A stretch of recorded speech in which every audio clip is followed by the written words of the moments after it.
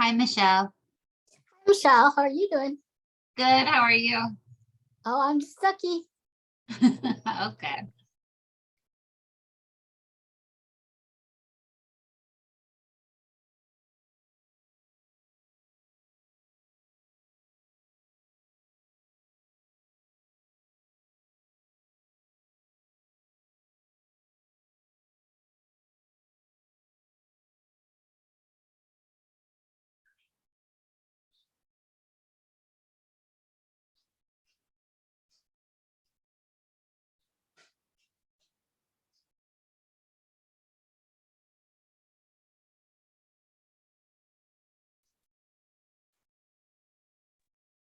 Hi, Michelle and Michelle. Hello. Hi, Sarah.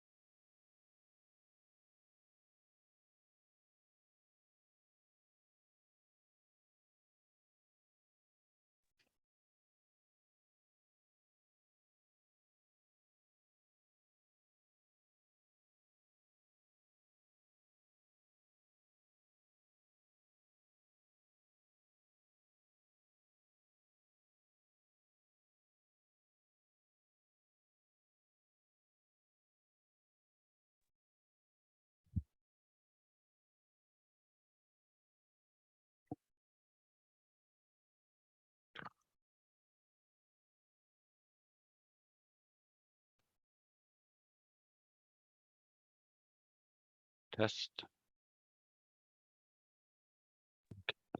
I can hear you, Steve. All right, hey, everybody. Hello.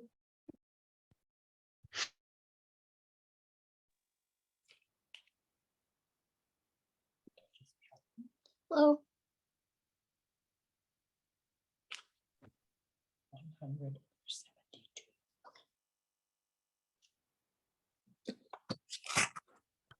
We'll just give it a couple more minutes. I know that Tracy and Ami both said they were going to be joining us tonight, so I expect they'll be dialing in shortly.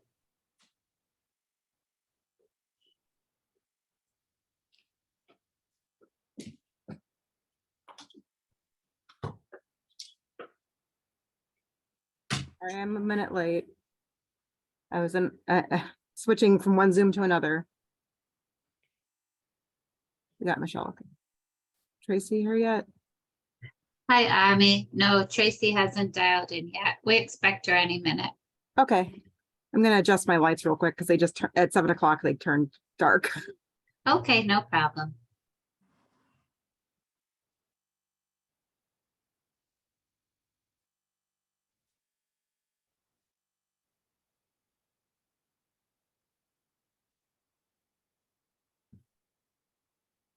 Oh. Even if your screen's off and you're staying muted, Sarah, I'm glad that you were able to make it. Thank you.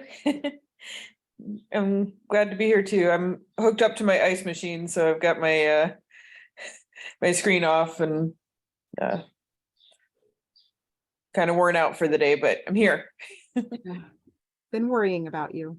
Oh, thank you. Did you get a new knee, Sarah? Rotator cuff. Rotator. Yeah, so surgery. So Oh, this is my second one in 2 years. So, but now I'm out of shoulder, so it's all uphill from here, you know, it's all smooth sailing from here. I've had them both done now, so that's it. Above the waist anyway. Yes, the best to you with that. thank you. Yeah.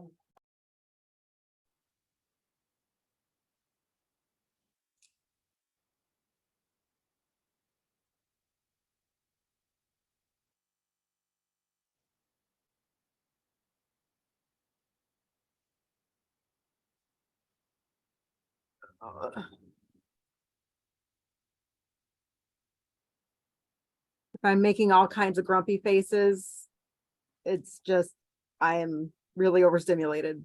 I was in Pittsburgh from midday Wednesday through, I didn't get home until 10 o'clock-ish on Sunday. And then didn't really get a lot of downtime yesterday, and it's been go, go, go, go today. So it's not about any of y'all. It's just my life being a little overwhelming right now.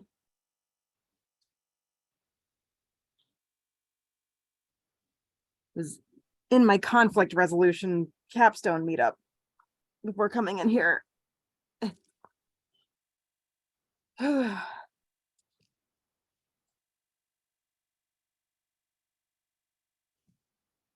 Well, I'm not sure Let me what's give- going on with Tracy. let me give her a call, because I talked to her earlier, so, and she said she was coming, so let me just give her a quick call here and see.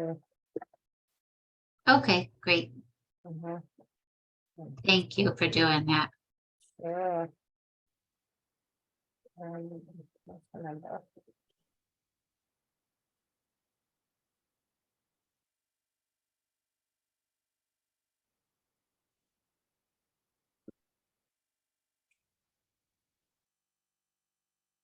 Oh,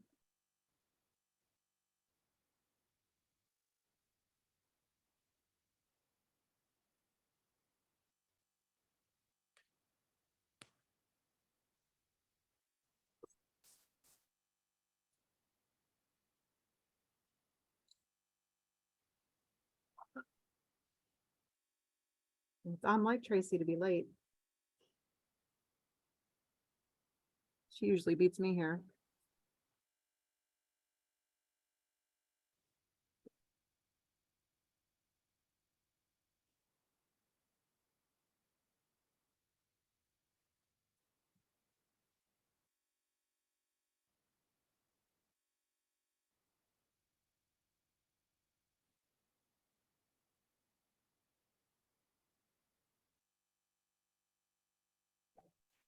I got her answering machine.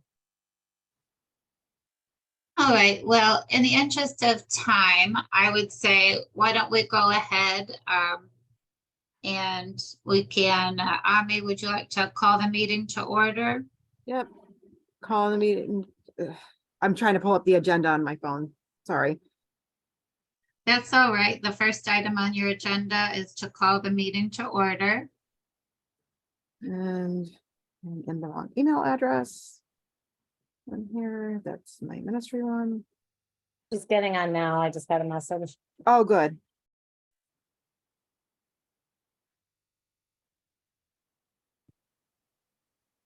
Multi-screening is not working well after this weekend with my brain.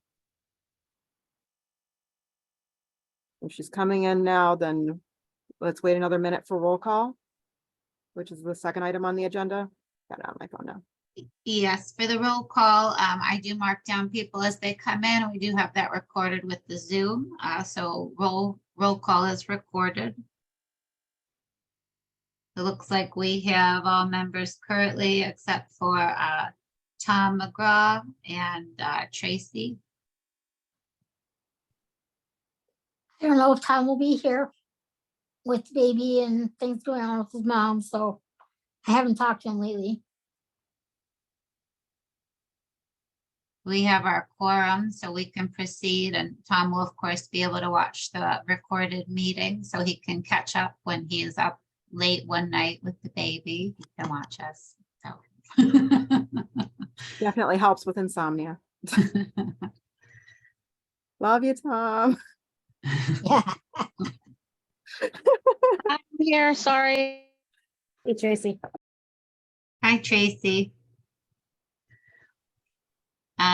So we were just gonna have you, if you are able to, go ahead and call the meeting to order.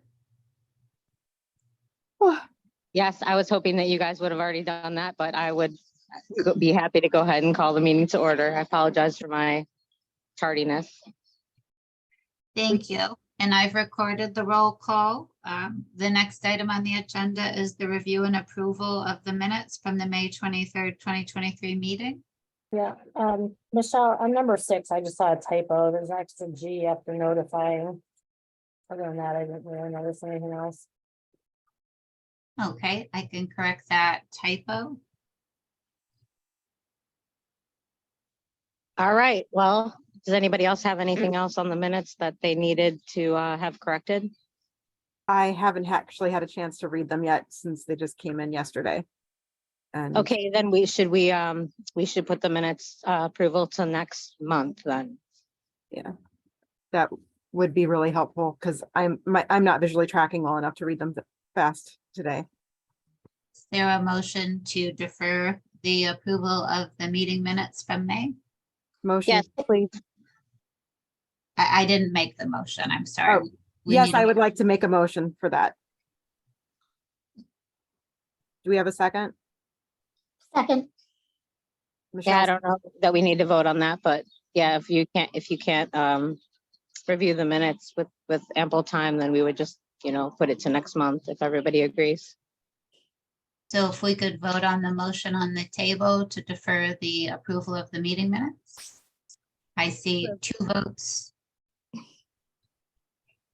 John and Christina. Sean, those of us who have our cameras on have our hands up. Aye. Tracy and Sean have your and Christina have your I have- cameras off. I vote yes. Yeah, yes, here too. All right, it looks like that motion has carried. So we could move on to item number 4, which is Steve Metzer of DLZ is here to present on the progress of the evaluation process and transition plan. We're going to welcome Steve. We're going to ask once again that we allow Steve to present. And you can put, if you have questions while he's talking, you could put them in the chat, and we have reserved some time at the end for Steve to go over those questions. So I think it worked great last time. So we're going to stick with that format. So welcome, Steve. It's good to see you again. Hello, everybody. hello, Hello. And now you can hear me. Michelle, can you grant me status to share my screen? Yes, I can. Let me change the question then. Will you? Yes, I'm doing it right now. All right. All right. All right. Well, good evening, everyone. It's getting to be an exciting time in Lakewood regarding your self-evaluation and transition plan. As hopefully all of you know and have had a chance to at least receive and see that you have received the first rough draft version with several chapters completed for the beginning of the review by the ADA task force and as well as staff, as well as a memo, cover memo that I thought would be helpful that I want to go over, as well as the chapters that are within the transition plan, including those that I've already submitted for the initial review, to describe what's been delivered, what's going to be coming as I finish things up. You know, our schedule that we submitted to Michelle when we were given the right-of-way evaluation still puts us about 2 months ahead of schedule of where we had anticipated being with the draft document, simply because we were able to get most of the sidewalk work done over the winter.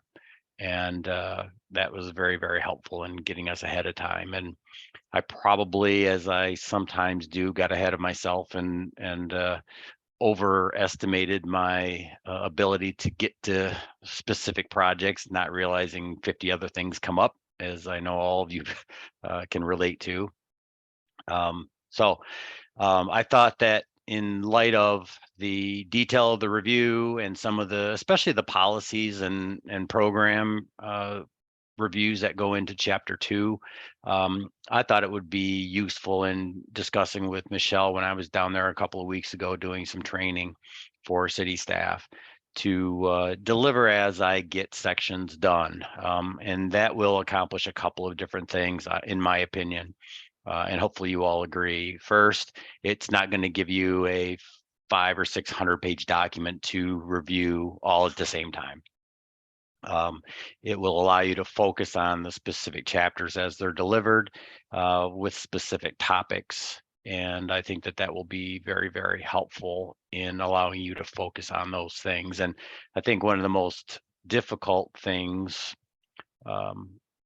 for anyone that's reviewing a transition plan is to review the whole history and all the statutes and the obligations of a Title II entity like the City of Lakewood, and then review the policy and procedure reviews and how the City of Lakewood responds to their ADA compliance obligations related to the non-physical barriers that are out there, your ordinances and your design standards and master plans and all those types of things that I'll go over very briefly. I mean, in an hour, it's just impossible to go over everything in detail. But as stated in that cover memo, I would hope that over the next couple of weeks, you'll get an opportunity before the next meeting in July of the task force to review the document that's already been submitted,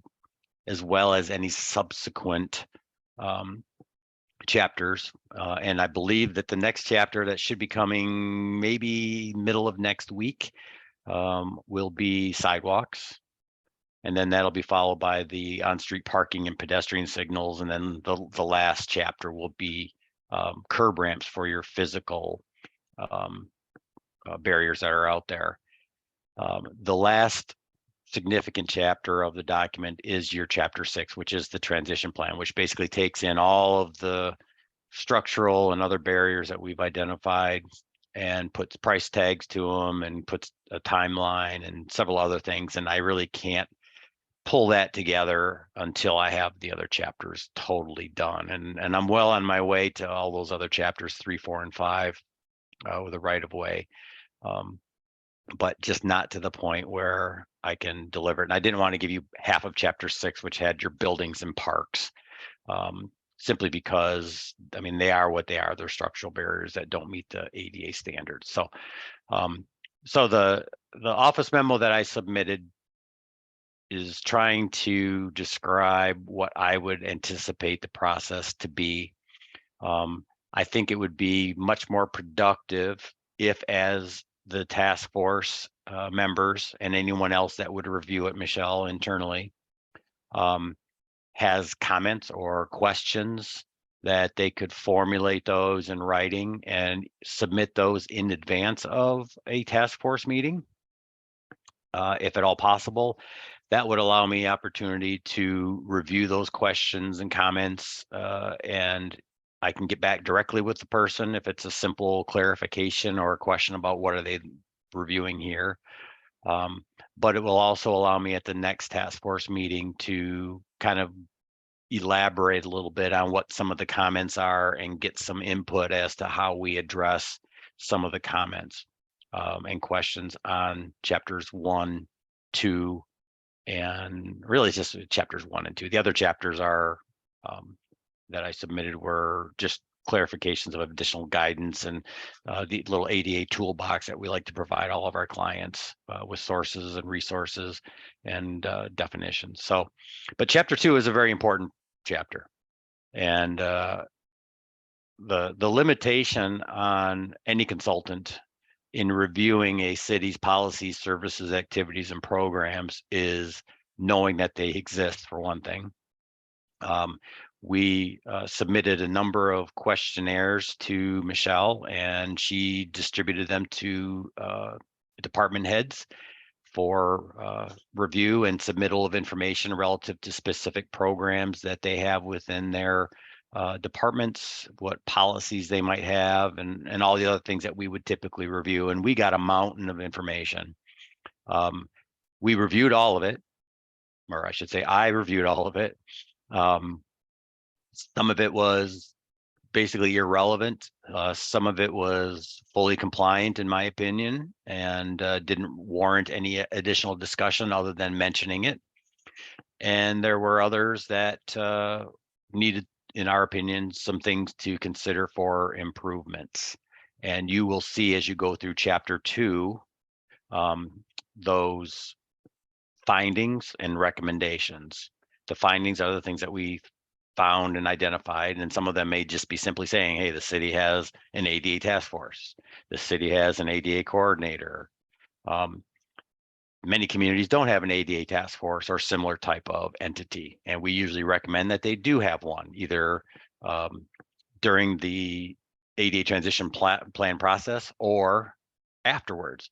And I think you'll see if you review that section of the chapter 2, we are recommending that the city consider a role for the ADA task force or a similar type of appointed board or commission to assist the city with implementation of the plan once it is adopted. So those are the types of things that you'll see in chapter 2, and would urge you as you go through the reviews to identify those. As I mentioned a moment ago, in reviewing your city's policy, services, activities, and programs, not only did we review information that was given to us by Michelle and others that responded to our questionnaires, but I waded through the myriad of pages on the city's website to also look for things that many departments may not have provided us that are very important to review. We looked at the website at a fairly low level, but to at least give us some idea about the compliance relative to people that would use screen reading programs or that may have a vision impairment, and things that could be done to improve it. The city does have an accessibility button on the website that does improve the readability and contrast fairly dramatically, to the point where it eliminated all of the errors that were on the regular page that outside of the accessibility, and I do comment on that. So as you review those, and this is also important for the city staff, if there are policies or procedures that we have not put in there any findings or recommendations for, we are unaware of them being in place. I would hope that there would not be anything out there that was either not provided to us or was not found on the website, but there probably is. And we can only evaluate what we know, obviously. So as you're going through that, if there's a policy or a procedure or an ordinance or something that you are aware of that was not identified in the section of chapter 2, which I'll go over all of the subparts of chapter 2 here in just a moment, please let me know. Let me know before the July meeting, preferably, because I can then look in my files to see if we did review and receive anything relative to that policy or procedure or ordinance or whatever design guideline, and ensure that we received it and had an opportunity to review it. And if that's the case, we can just move on. If I have not received it and did not review it and it is there, I will need to track it down to ensure that chapter 2 is as comprehensive as it possibly can be. So as I talked to Michelle about it, we do a very comprehensive review. I think more than many consultants do, only because personally, I think some of the policy and procedural reviews or policies and procedures at a Title II entity can be more problematic for program access or from a liability standpoint for a client than the structural. Everybody knows that if you have a round doorknob, you need to replace it with a lever. Everybody knows, some of you need curb ramps and you need good sidewalks and all those kind of things. And the city of Lakewood has as many issues with structural barriers as most other cities your age and size. So when you see a number in chapter 6, when it's delivered to you in the transition plan, everybody's going to see a really large number for sidewalks in particular, because you have over 114 miles of sidewalk, and a lot of them need work, as we've had discussions at previous meetings. Those of you that use the sidewalks know that there are areas with cross slope problems and several others, but we're not going to talk about those tonight. Those will be a discussion for a future meeting when I submit those chapters. So just so that we're all, since I think everybody's here but one person, right, Michelle? Okay, so I want to make sure I say this tonight, and hopefully the missing member of the task force can pick that up at the 7:24 mark of the recording, 7:24 p.m. That the process from here is typically this: we will get through what I am calling our internal review draft version over the next 2, maybe 3 months, and that'll put us back on schedule. During that 2 to 3 month process, the task force and anyone at the city that Michelle as ADA coordinator and Andy deem necessary to review it, at least portions of it that are relevant to their department and their operations, we'll go through a process and we will arrive at an endpoint here where everybody on the task force and at the city and myself will be happy with the internal review draft version, that we've addressed everything is clear, everything is good, and we will prepare the public review version of the transition plan. We will, at that time, we will identify the locations that we will be placing hard copies of the document, typically City Hall or community center, or also at a location that's open outside of normal business hours, like the library, as well as a PDF version on the website that we will publicize through the Facebook page, the city website, as well as letters out to various disability advocacy groups that Michelle sent letters to earlier, to let them know where it's going to be, and all documentation of the public review version of the document will include when it will be available and when we would like to get comments. We typically suggest a minimum of 2 weeks, but I would suspect that, and I think we budgeted our schedule, I'll have to look, Michelle, but I think we had scheduled a month for the city of Lakewood's review. Keeping in mind that many of the people on this task force are going to be very instrumental, and feel free certainly to share portions at least with people that you might think are directly affected. And as a task force member, that's certainly you're right. But I would ask that you not publicize all the different sections to the public until we get to that public review version, because we'll just get an avalanche potentially of things that will be difficult to address, since the task force is really tasked with that. Once we are through with the public review time period, public comment period, which like I said would be about a month, we would gather any comments, questions, clarifications, whatnot from any of the advocacy groups or the general public, and have a meeting to discuss what we need to do to address those comments. Many comments, I can tell you right now, many comments will be about non-City of Lakewood facilities. Many people will talk about things that are, restaurants and this, that, and the other thing, which is certainly important.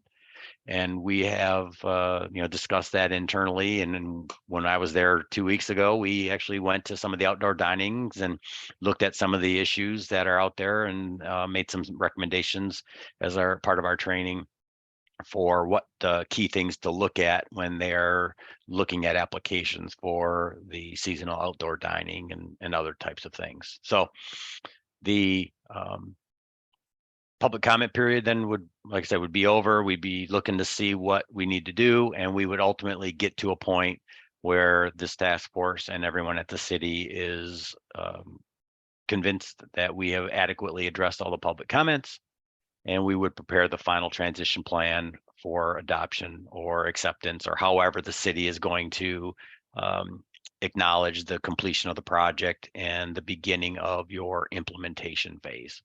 So that basically summarizes the memo that and summarizes in great detail. So I don't know if that's an oxymoron or what, summarizes in detail, but the office memo that I submitted with the transition plan. So I would like to at least now go over quickly what will be in the full transition plan, and you'll see a lot of things that are highlighted that you don't have in chapters 3, 4, 5, and 6. But so the table of comments, chapter 1 is the introduction and overview, which you have. Chapter 2 is the policies and services and activities, which I'll go over in a little bit more detail after I finish the full table of contents. Chapter 3 is the pedestrian signals and on-street parking evaluation and barrier ranking. We do talk also very briefly about transit stops and transit shelters. They are not facilities of the city, but they occupy the city's right of way. The local transit authority would be the one that would do that. And if they have not done their own evaluation, I know that there's should be some at least discussion as to where those transit stops and shelters are located to ensure that they are compliant to the greatest extent practical with the existing constraints within the right of way. And some locations may need to be modified or relocated to ensure full access. Chapter 4, which is almost complete, but I have a few holes, which is why I did not deliver it with this version, but like I said, will be forthcoming in pieces, is your pedestrian access route inventory, all the sidewalks within the public right of way throughout the city. We talk about all the different requirements for the different dimensional and slope requirements within the public right-of-way guidelines, which are hopefully going to actually be adopted by this calendar year and will be the enforceable standard, but it is currently the best practice. So that's what we evaluate everything based on. Chapter 5, which will be the second to last chapter delivered, is the curb ramp inventory within the right-of-way. Chapter 6, which will be the final chapter delivered after all the other ones are done, because it's essentially a compilation of all of the barrier reviews, the policies and procedures. We'll talk about the prioritization, the total cost, the phasing, the suggested or recommended time period within which the city should be doing updates or tracking and record keeping. And again, go over the final costs. Then again, chapter 7 and 8, which you do have in front of you with the version, just is informational stuff. The ADA toolkit provides a little bit more detail about the different accessibility standards and regulations, where you can get copies of those. It also has resources for providing accessible programs and facilities that many clients find extremely useful.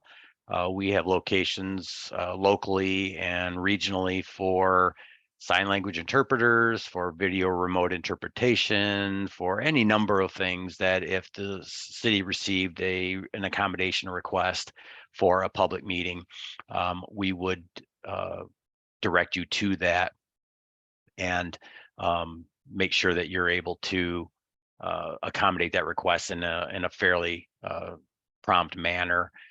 As you know, Michelle, you have 3 days, 3 business days in advance if someone were to make a request, and you don't want to be hopping to try to figure out how you can provide a sign language interpreter.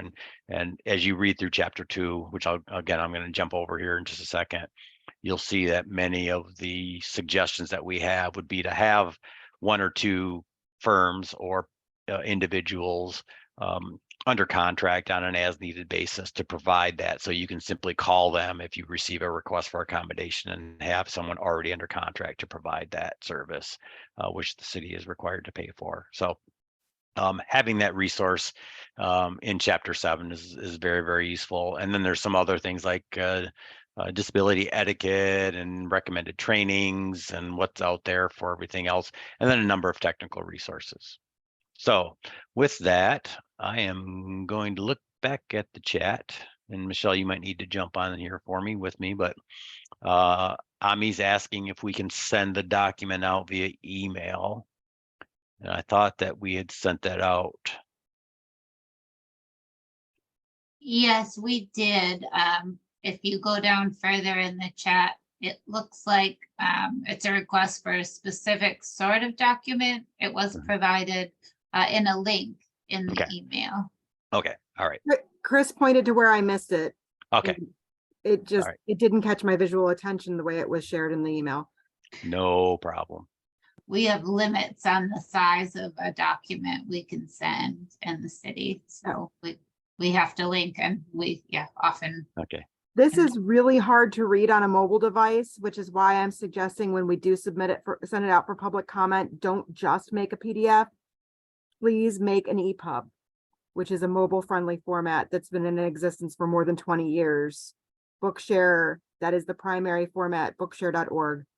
Primary format that they distribute is EPUB.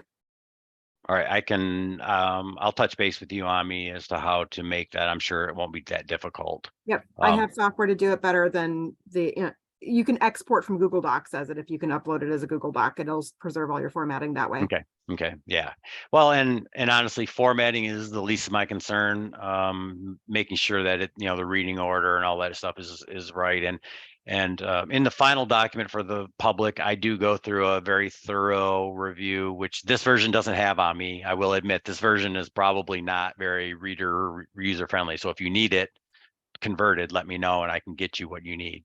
But the final public version, I will do a review both in the Microsoft Word, and then when I PDF it in Adobe Acrobat Pro, I also verify the accessibility of that document. So, and then as a last resort, we ensure that anyone that needs a special version, whether it's large print or some other format, to ensure that they can use whatever screen reading program or other aid that they might use to read the document.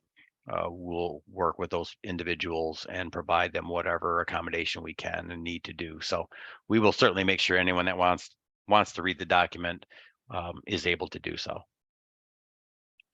I think that is all of the comments in the chat. So with that, let me jump to one thing also. I didn't mention it, but I will. In your PDF, I like to use links. Most of them are accurate. I go through and check it.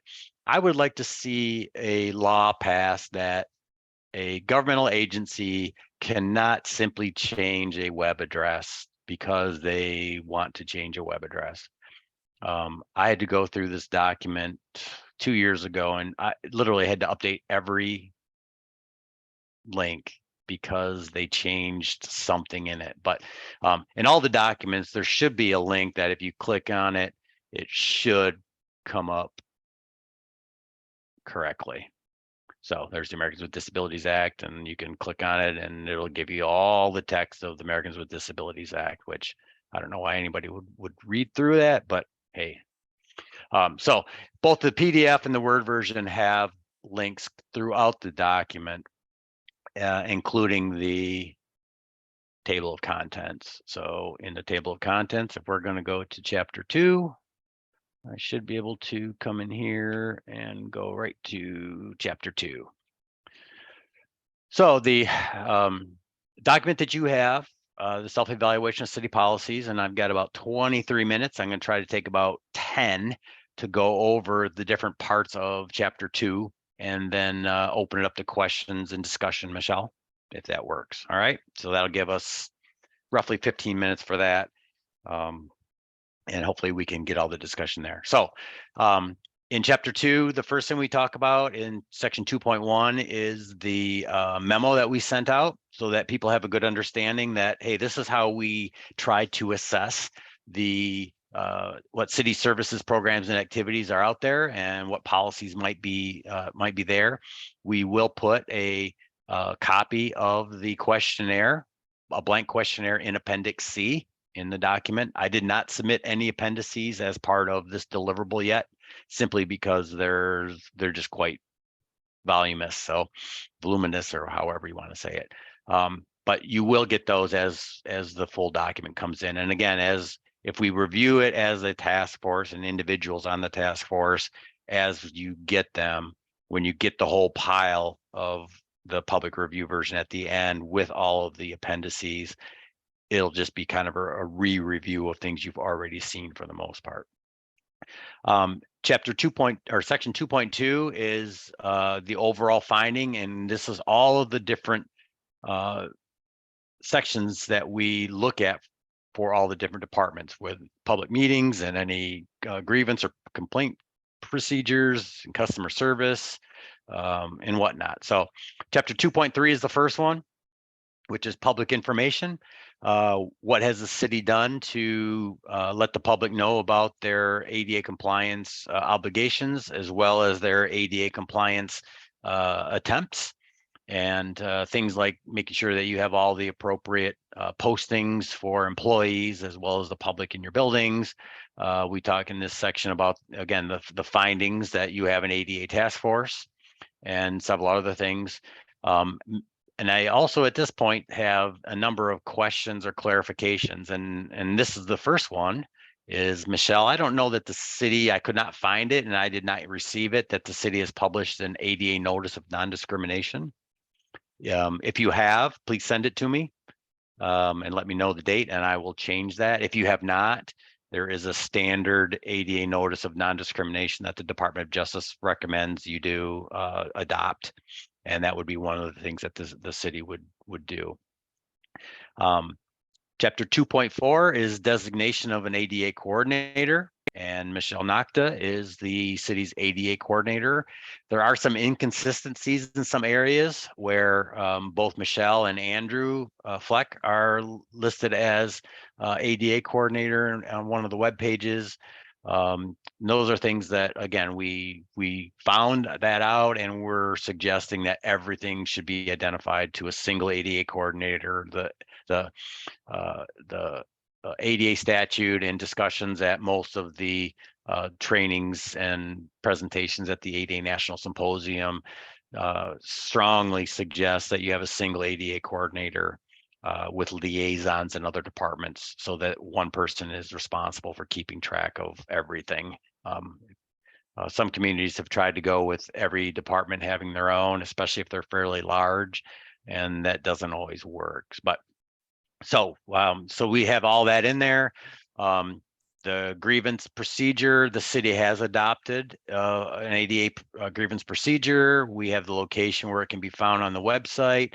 It's also at the law department web pages. One thing that we are asking for confirmation is that the city's had no reported formal ADA grievances. So those are things where I have questions that I need confirmation of. I will put comments in the document for either the task force or Michelle and Andy or whoever at the city to provide that information for me. Section 2.6 is public meetings. We identify all the different boards and commissions and committees that we found within the city. All of the meetings of public boards, commissions, and committees are obviously part of city business and subject to open meetings and whatever other laws that the state of Ohio has. City council with all of their different committees, the task force, and then any number of other ones.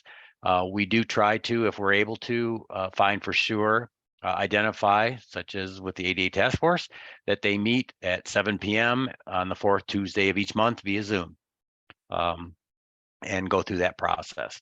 We also look to see where public meetings are held.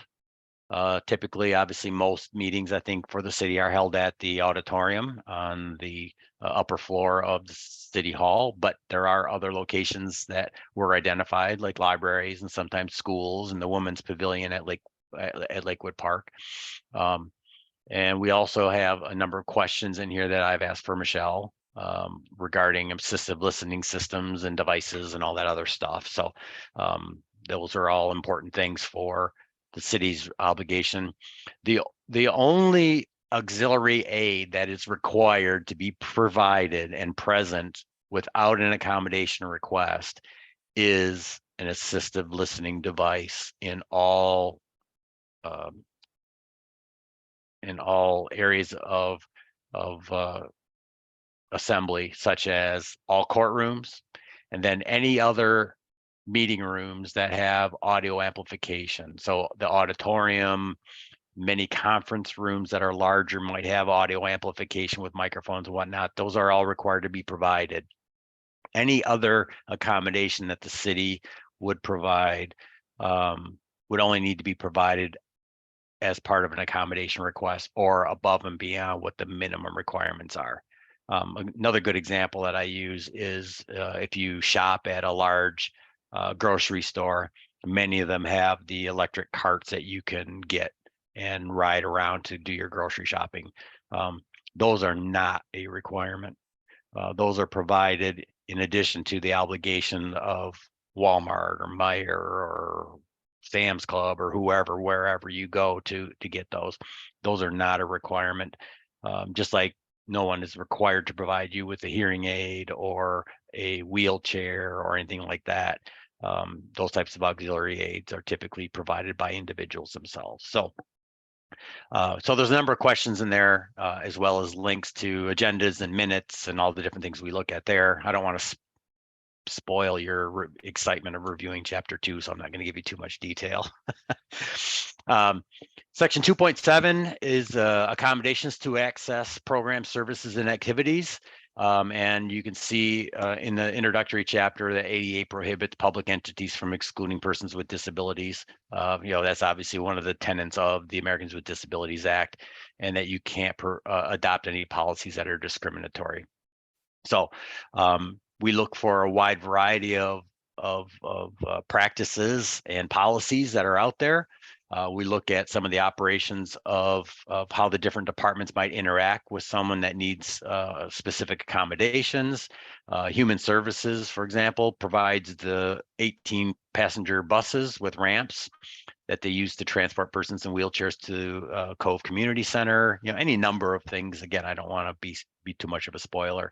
I'm a little surprised that how short this findings chapter is. So there may be something missing in there. So pay special attention to some of the unique programs that you're aware of that the city has.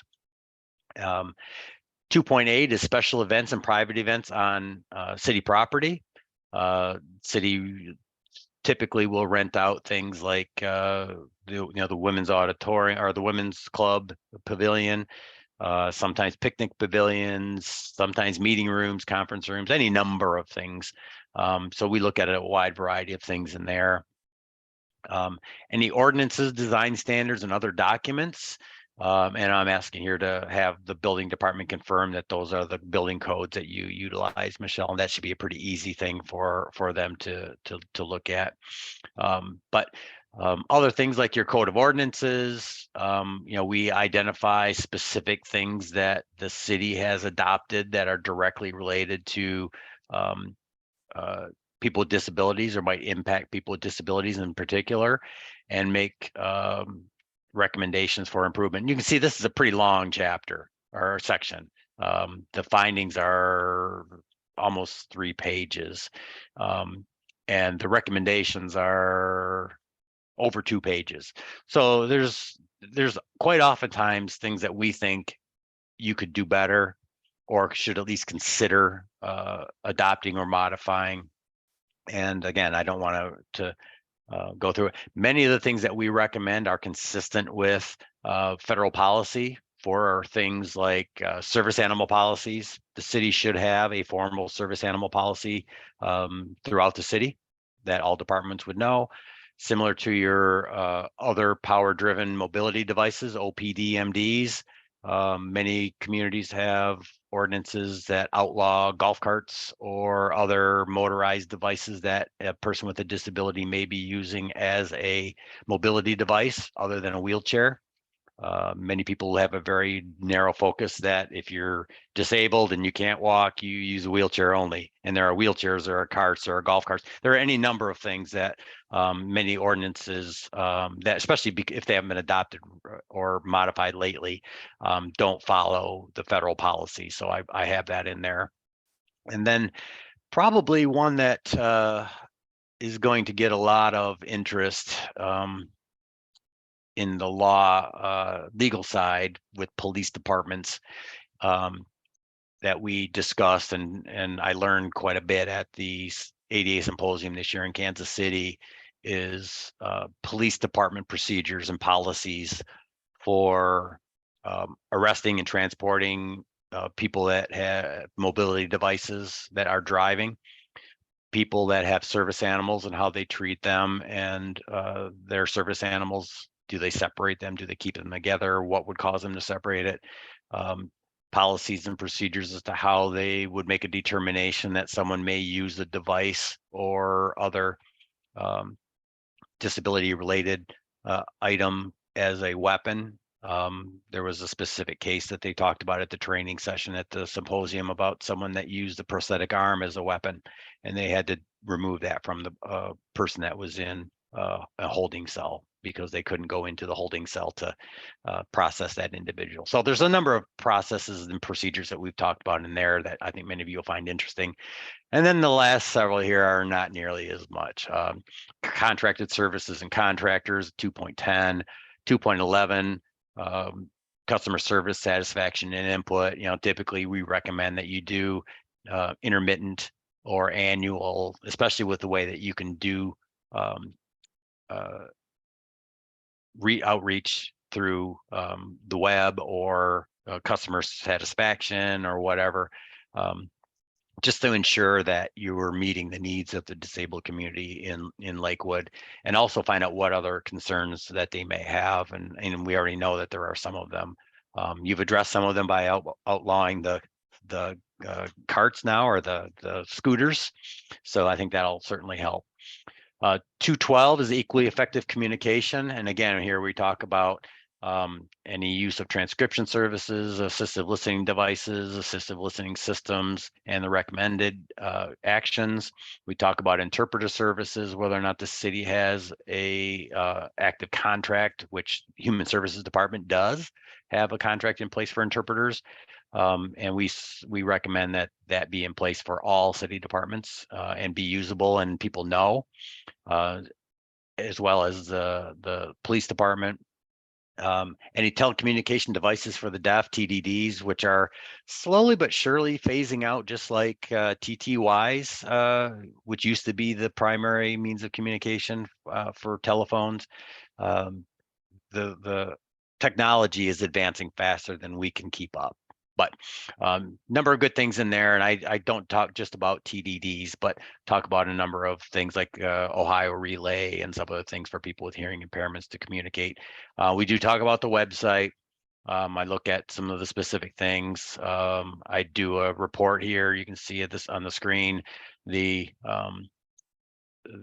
City of Lakewoods homepage review under the web accessibility evaluation tool. You can see there's 6 errors and 15 contrast errors, but I do note on the page here that if you click the accessibility function for screen reading programs and the vision impaired, it goes to 0 and 0. So that's a great adaptation that many websites now have.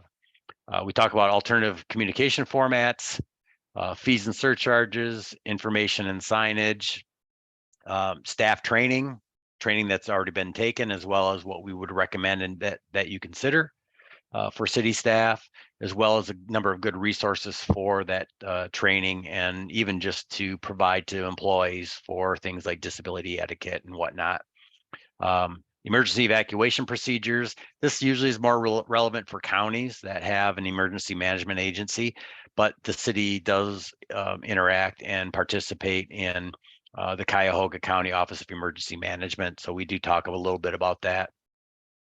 And then lastly, we do talk about some of the basic employment stuff. We don't get into that in too much detail because employment is more of a Title I, but there are some Title II areas that kind of cross over between Title I and Title II.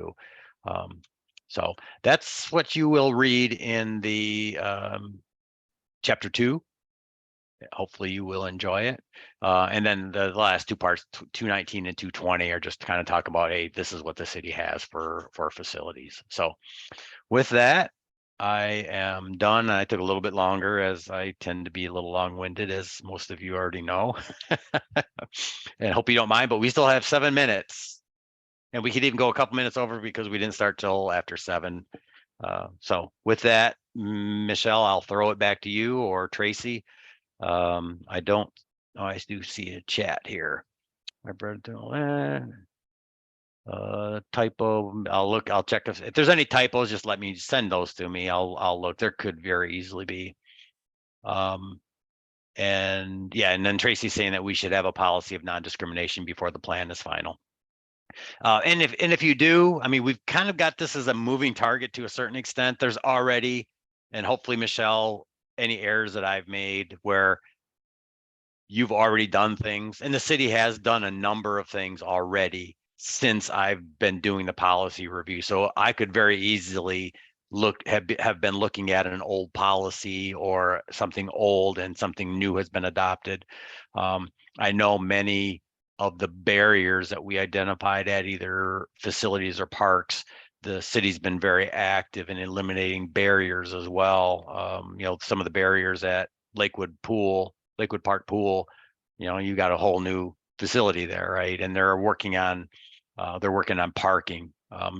2 weeks ago when I was there, they're looking at redoing the parking and adding some parking. And I talked to the engineering department about ensuring we have good distribution of the parking for the disabled parking scattered throughout like they have now, and made some recommendations as to where they are to try to locate them where people would use that parking to be proximal to what they would use. You wouldn't want to put all the disabled parking at the pool house, because then you would exclude people that are using the walking paths or the picnic pavilion or the playground or whatever. So, the distribution of parking lots and dispersal is also very important. So back to you now, Michelle.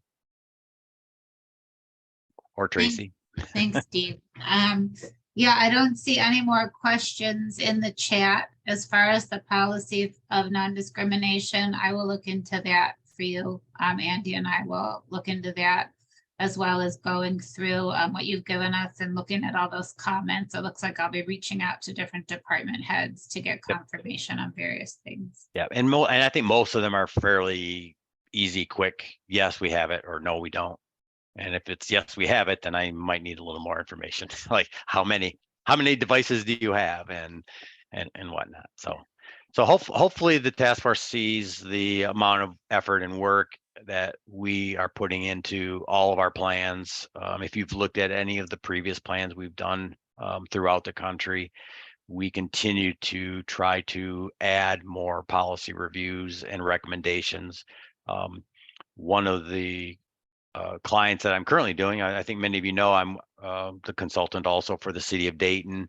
And they've been a little slower in getting through the completion process, but they recently had an incident with a disabled driver who was basically pulled out of his vehicle, thrown on the ground, and it was not a good situation. And had they had a policy for how they handle people that are not ambulatory, you can't order somebody out of a vehicle if they can't walk. So that didn't turn out very well. I do have a question as far as how you would like folks to prepare their comments for you.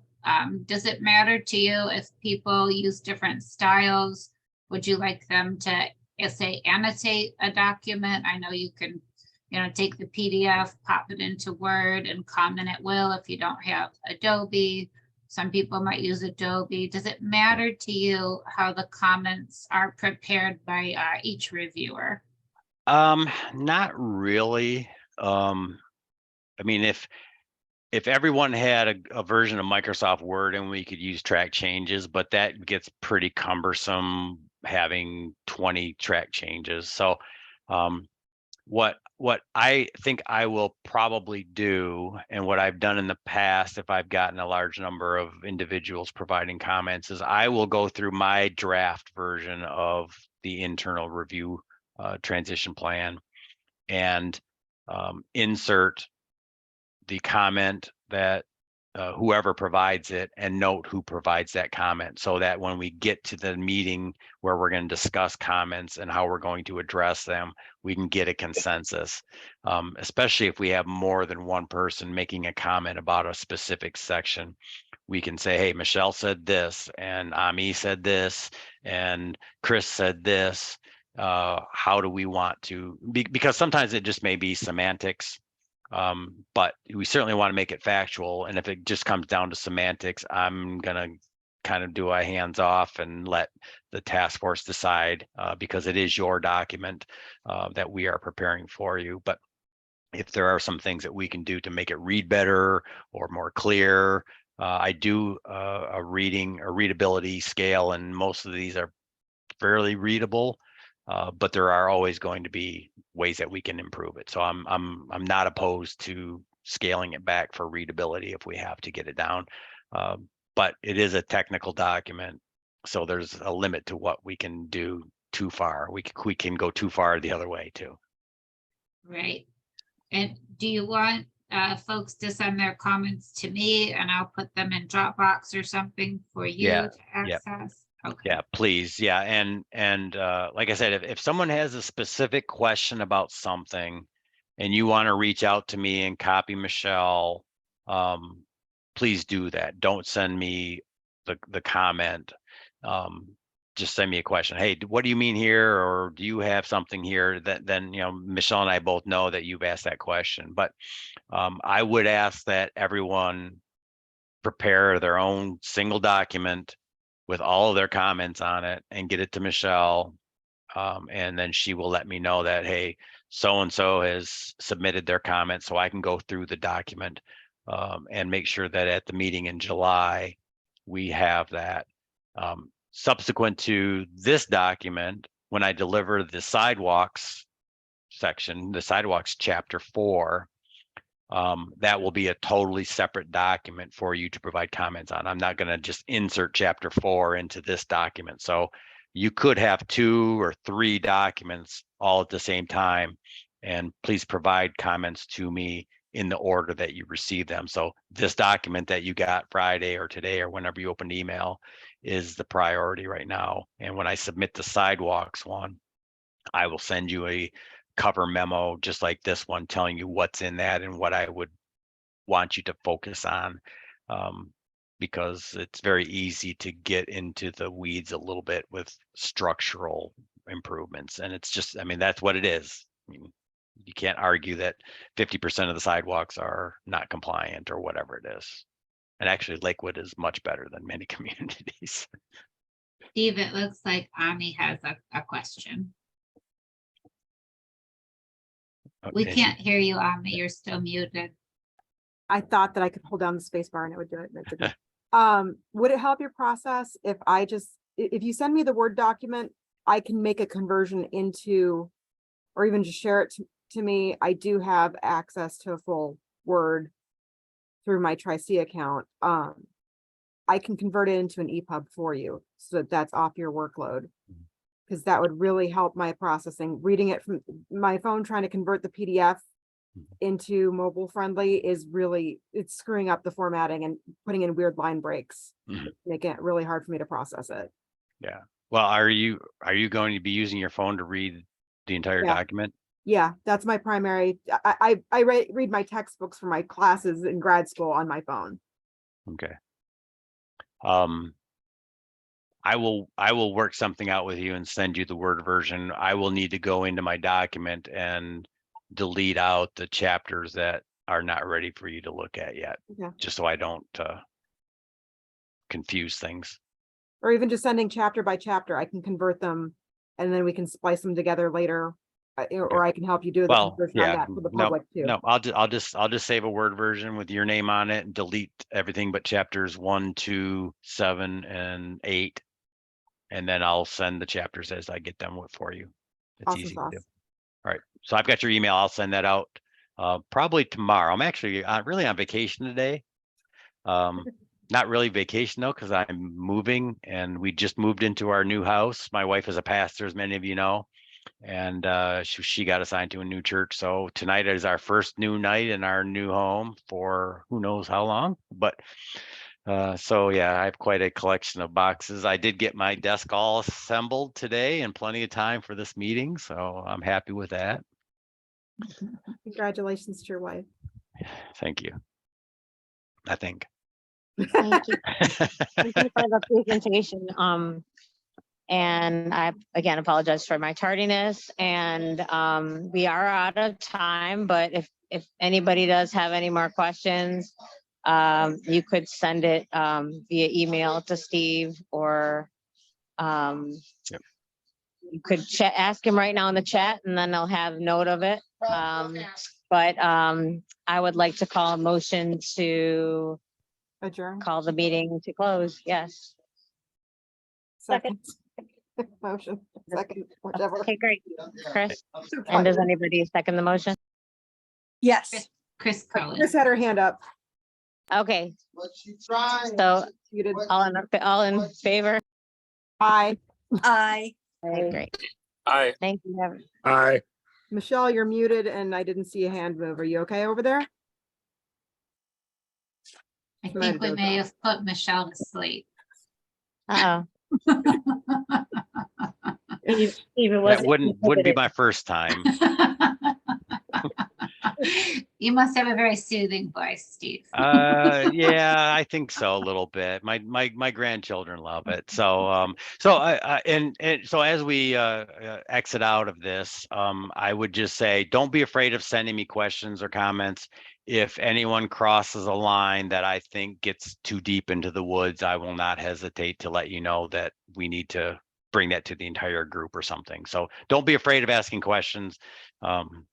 And asking for comments or clarifications. Steve, one real quick question. Is there a date by which you would like everyone to have submitted their comments so that they can be in that document for the July meeting? You can send that to me if you'd like after this, and then I can let everybody know, but you may want to set a date that gives you enough time to put it all together. Well, I mean, if I could get everything on this document in the next couple of weeks, because chapter 4 is going to be forthcoming soon. And if I can get that done in the next week, I think we could have the next meeting, we could discuss the document I've already submitted, plus the chapter on pedestrian access routes, sidewalks. So if you can get that, and I mean, hopefully is 2 weeks enough for most people? I mean, it's I think chapter it's- two is chapter 2 is the meat. Chapters 1, 7, and 8 are fluff, but important fluff. But for this task force, chapter 2 is really the policy and procedure review. That's significant in the city's ADA compliance obligations. I think it's good to give us a deadline too. Yep, sorry, so 2 weeks, please, which is well, with the 4th of July holiday, let's give everybody a little bit extra time. So let's say by July 14th, Friday, July 14th, if I could get comments on the chapters 1, 2, 7, and 8. And then every subsequent chapter that I submit, I would look for comments 2 weeks thereafter again. And I'll put that in the office memo that I send with every chapter. Oh, that's excellent. Thank you, Steve. That'll help us a lot. Perfect. All right, how do we adjourn without Michelle's vote? We have enough votes, I think. Abstained. I think Michelle she turned abstained. around, she voted already. I'm pretty sure I saw her nod her head. Oh, there we go. I think we woke her up with our laughter. You doing okay over there, Michelle? You're muted.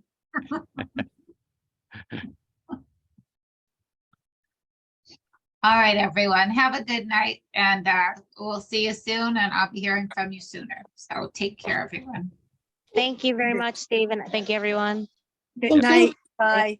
Night, Steve. See ya. Good night. Saving.